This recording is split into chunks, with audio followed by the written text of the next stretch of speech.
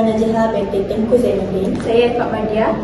Hari ini kami ingin membentangkan struktur kos dan juga pasaran. Struktur pasaran, ia merujuk kepada keadaan sesuatu pasaran yang menentukan tahap persaingan antara firma dalam sesuatu industri. Terdapat beberapa jenis struktur pasaran, iaitu monopolistik, oligopoli dan juga monopoli. Setiap struktur ini mempunyai ciri yang berbeza dari segi bilangan firma, persaingan dan juga penetapan harga. Selain itu, kos juga merupakan aspek penting dalam perniagaan kerana ia melibatkan semua perbelanjaan firma untuk menjalankan operasi. Kos terbahagi kepada dua, iaitu kos tetap dan juga kos berubah. Kos tetap ialah kos yang tidak berubah walaupun kuantiti pengeluaran berubah seperti sewa premis dan juga gaji mereka. Manakala kos berubah pula ialah kos yang berubah mengikut tahap pengeluaran seperti bahan mentah, pembungkusan dan juga kos perhantaran. Bagi perniagaan Zeus Coffee, iaitu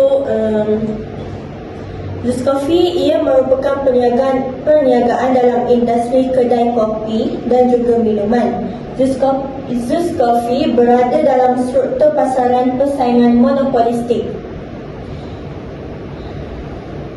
Kerana terdapat banyak pesaing dalam industri ini seperti Starbucks dan juga Coffee Bean.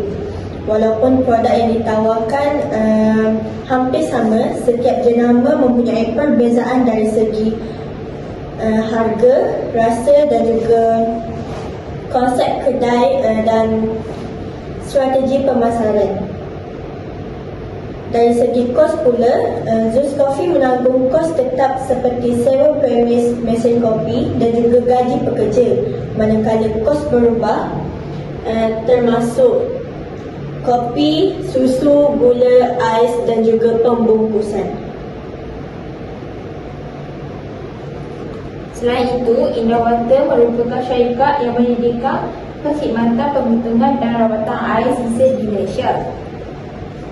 Indah Water berada dalam struktur pasaran monopoli kerana hanya terdapat satu penyedia utama perkhidmatan ini di negara kita. Industri ini memerlukan kos pelaburan yang sangat tinggi serta infrastruktur yang besar dan kompleks, menyebabkan sukar untuk pesaing baharu memasuki pasaran. Kos tetap bagi Indah Water juga sangat tinggi kerana melibatkan loji rawatan dan sistem paip bawah tanah. Manakala kos berubah termasuk bahan kimia, elektrik dan penyelenggaraan.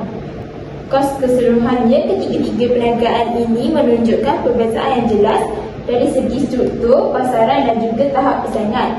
Zeus Coffee berada dalam pasangan monopolistik, Psychology dalam oligopoli dan Indah Water dalam monopoli.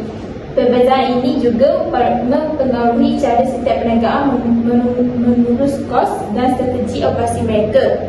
Kesimpulannya, struktur pasaran memainkan peranan yang penting dalam menentukan tahap persaingan dan strategi perniagaan, manakala pengurusan kos yang baik sangat penting untuk memastikan perniagaan dapat beroperasi dengan lancar dan memperolehi keuntungan. Sekian, terima kasih.